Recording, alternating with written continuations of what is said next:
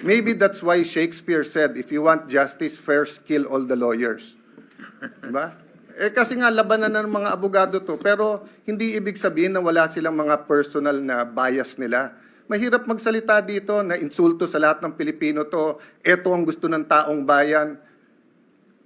Ang daming lugar sa buong Pilipinas yung Duterte nanalo ang kampanya nila, wag ituloy yung impeachment So, sasabihin ko ba na yun ang will ng tao?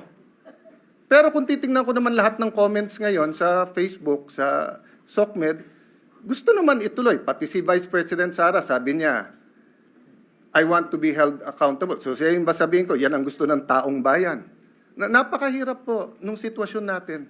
That's why we need wisdom. Yung mga nagyayabang dyan, na sabi nila, gusto daw ng taong bayan, na ito ay talagang magkakaroon na kagad ng impeachment, taong bayan, ginagamit. I don't know kung sino taong bayan yung sasabi nila. Because, alam ko, Mr. President, halos lahat ng tao ng Mindanao at ng Visayas, as I have observed during the campaign period, ang sabi sa atin is, Sir, ibubuto kita kung hindi ka magboto sa impeachment or hindi ka magboto sa conviction. Yun ang sinasabi ng taong bayan. Kaya please, do not use the term taong bayan palagi because taong bayan is hindi lang kayo. There are always two sides of the coin.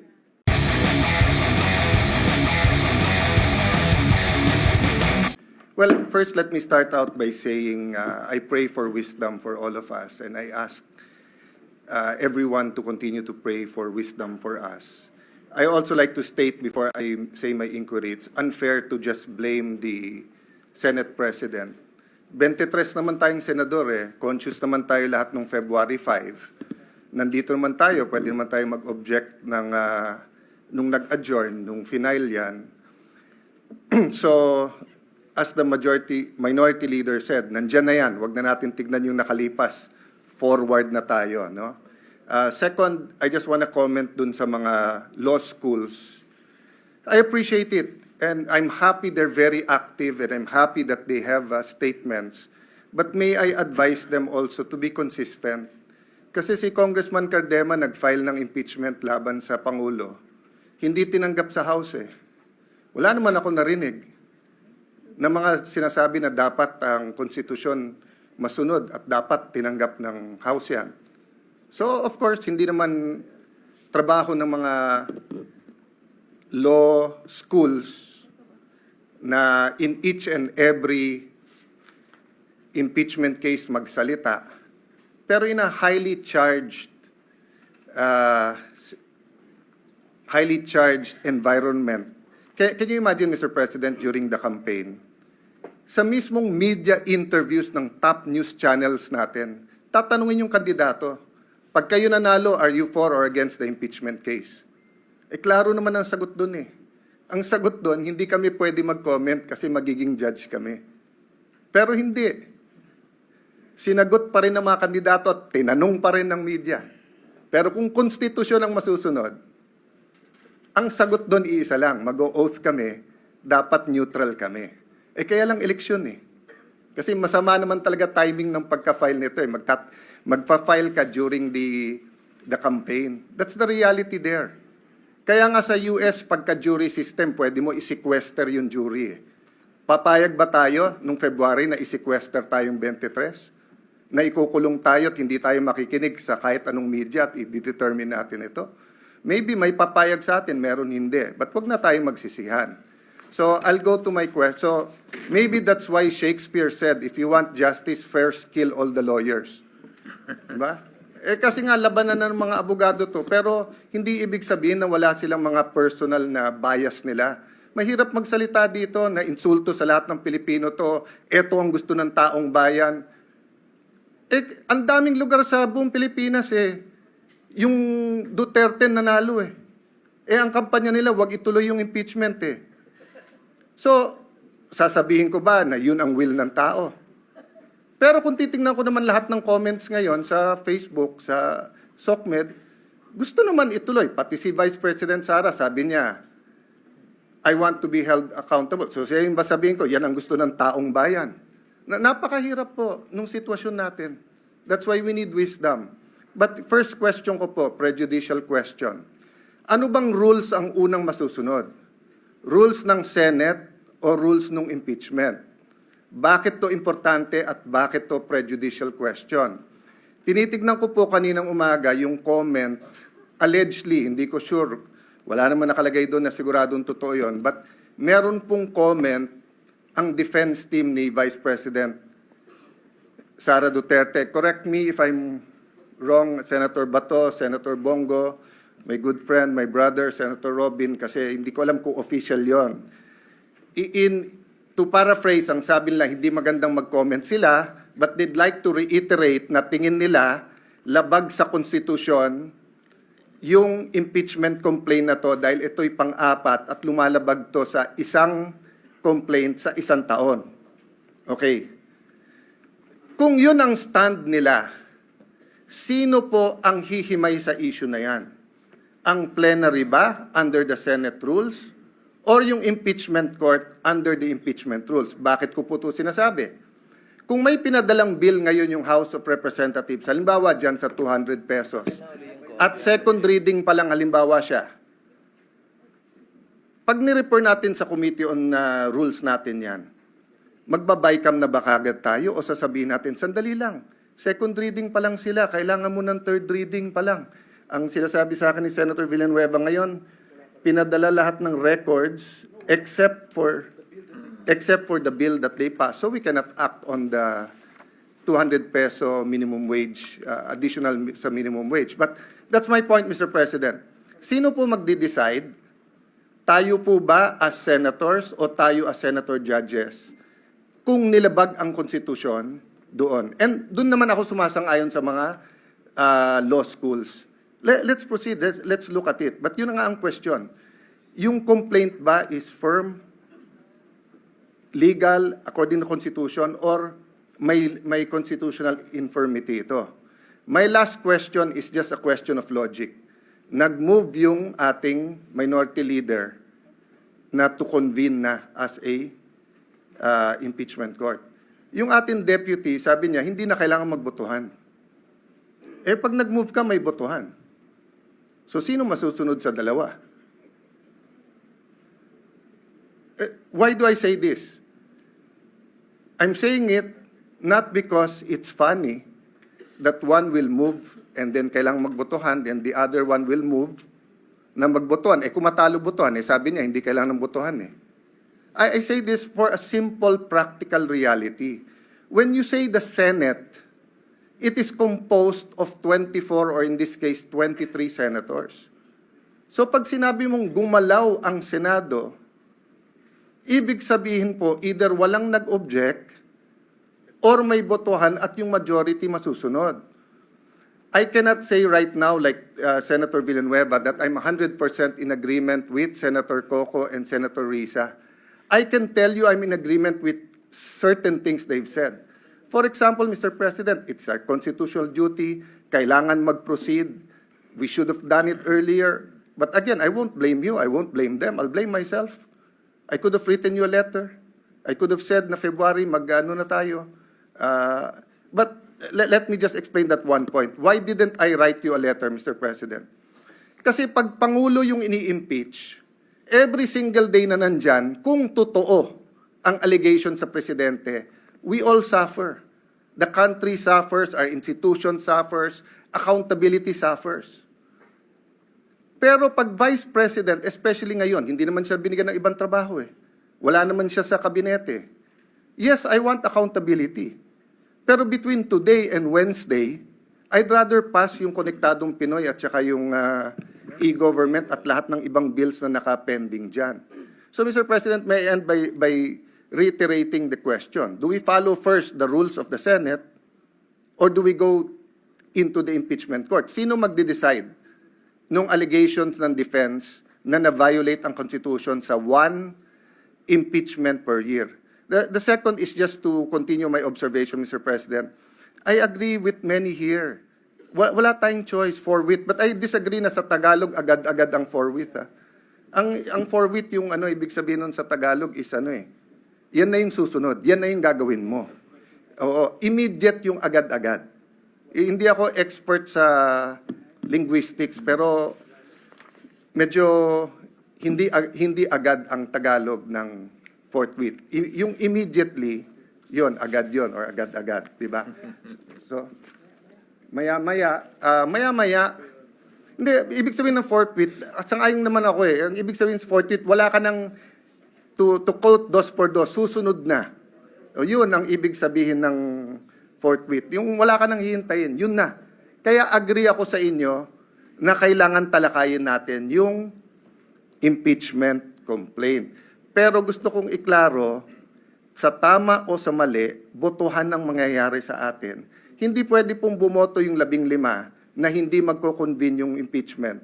Tapos siyam kami o 8 tayong magpapakita doon na naka-robe.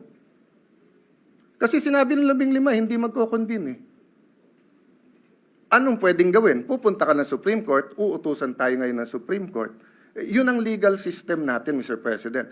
So sana, tama desisyon natin para hindi na tayo maghintay na utusan pa tayo ng Supreme Court.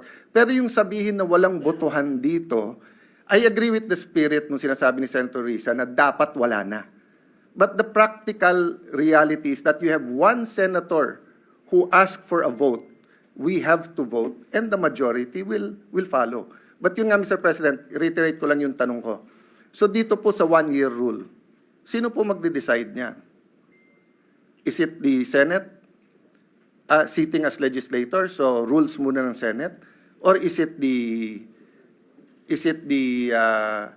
impeachment court? Because if it is the Senate, we cannot yet convene as an impeachment court because we haven't tackled that issue.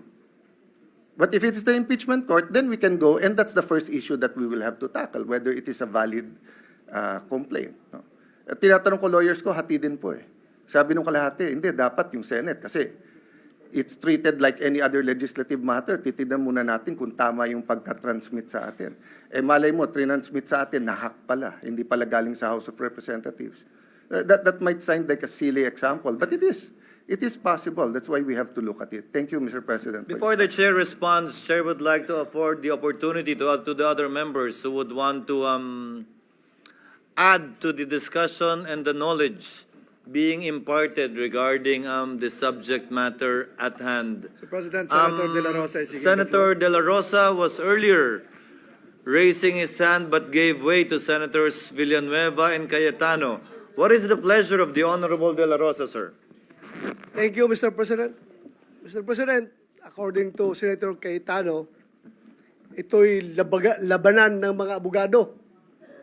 Hindi po ako abogado, Mr. President, but I just would like to manifest my observation na to be fair to the Senate President, pag sinabi natin na you have an intention to delay the impeachment proceedings, I would like to state for the record, Mr. President, na 1 month ago pa, pinagawan muna kami ng robe, Mr. President.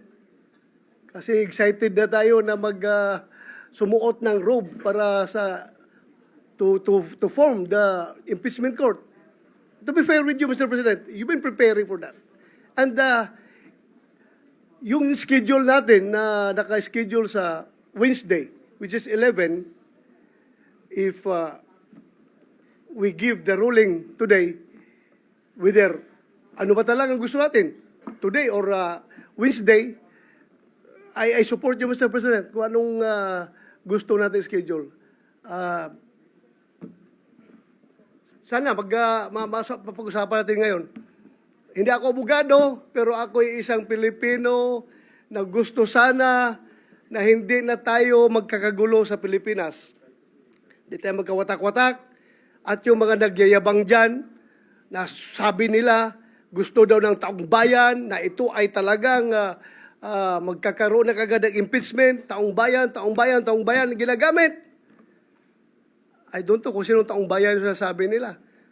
Because, alam ko, Mr. President, halos lahat ng tao ng Mindanao at ng Visayas as I have observed during the campaign period, ang sabi sa atin is, Sir, ibubuto kita kung hindi ka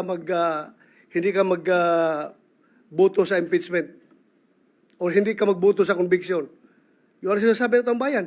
Kaya please, do not use the term taong bayan palagi because taong bayan is hindi lang kayo. There are always two sides of the coin. Bakit ba? Wala bang value yung mga taong bayan na nagsasabi na ayaw namin ng impeachment? Gusto nila? Ang iba-value ng Senado ay yung mga tao lang na nagsasabi na forthwith kuno yung impeachment na yan. Ano, kalimutan na natin yung ibang tao na majority na nagsasabi na ayaw namin ng impeachment dahil panggugulo lang yan sa ating bansa. Lalo tayo nagiging divided. Lalo nasisira ang ating ekonomiya. Mga investors umaalis na dahil ang gulo ng Pilipinas. So yun lang po, Mr. President. I am 101% supporting you. What's your stand, Mr. President? Thank you, Mr. President. Noted and entered into the records. Senator Ontiveros, our Deputy Minority Floor Leader, is recognized. Salamat po, Mr. President. I response a comment on the second point of the good gentleman from Taguigan Pateros because there's nothing funny or illogical in and between the motion of the minority leader and the seconding of this representation. The motion of the minority leader is to convene at this very moment. That is what is to be subjected to a vote. Now, instead of on Wednesday. To convene at all is not to be voted upon. Sa usaping yan, sundin lang natin ang konstitusyon. Salamat, Mr. President. Mr. President. Mr. President. With the indulgence of Senator Pimentel, Chair recognizes Senator Cayetano, thereafter Senator Pimentel, thereafter Senator Padilla. Senator Cayetano, you may proceed. Mr. President, I don't want to further the division or the debate. And I wasn't making fun of it. Ang sinasabi ko po, the reality is may tama't mali, may moral, immoral, may legal at illegal. Hopefully, dun tayo parati sa tama. Hopefully, ang legal, yun din ang moral.